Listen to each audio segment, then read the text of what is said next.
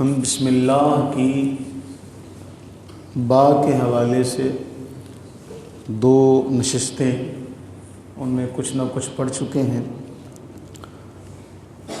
اللہ تعالیٰ نے تسمیہ کے آغاز میں اپنے تمام ناموں میں سے جو ہمارے لیے منتخب کیا، مقرر کیا، وہ اللہ نے اپنا اسم ذاتی، باقی اللہ تعالیٰ کے جو نام ہیں وہ صفاتی نام ہیں۔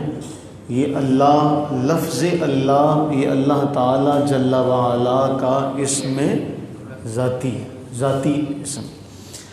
ہم کتنے خوش قسمت ہیں کہ اللہ تعالیٰ ہمیں جو وظیفہ عطا کر رہے ہیں اس میں اللہ نے اپنا ذاتی نام ہمیں عطا کیا۔ حدیث پاک میں آتا ہے، رسول اللہ صلی اللہ علیہ وسلم نے فرمایا اللہ تعالیٰ کے 99 نام ہیں، جس نے ان کو یاد کر لیا وہ جنت میں داخل ہو گیا۔ اب 99 کی ایک بڑی اچھوتی اور عجیب سی ایک پرلطف کیفیت ہے جو علماء محدثین نے بیان کی۔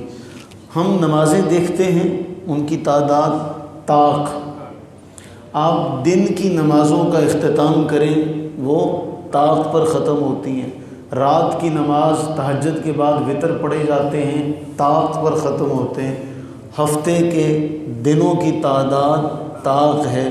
اسی طریقے سے شب قدر کے لیے طاق راتوں کا انتخاب کیا گیا۔ رسول اللہ صلی اللہ علیہ وسلم نے فرمایا 21، 23، 25، 27، 29۔ کیوں؟ ان اللہ وتر ویحب الوتر، او کما قال، اللہ طاق ہے اور طاق کے عدد کو پسند فرماتا ہے۔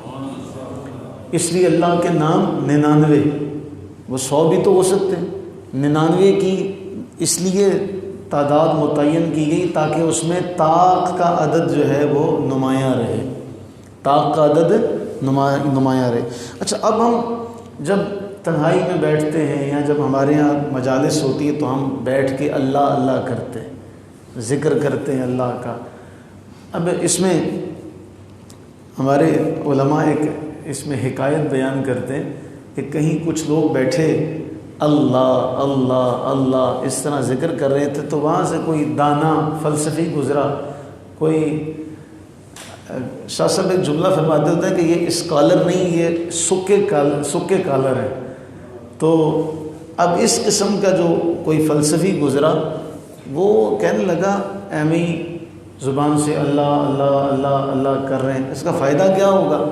تو ان ذکر کرنے والوں میں کوئی آنکھ والے بھی بیٹھے تھے، صاحب بصیرت بیٹھے تھے، انہوں نے کہا اوے گدھے، وہ بڑا غصہ ہو گیا، مجھے آپ نے گدھا کہا۔ کہنے لگے بتا لفظ اثر کرتے ہیں کہ نہیں کرتے؟ لفظ اثر کرتے ہیں کہ نہیں کرتے؟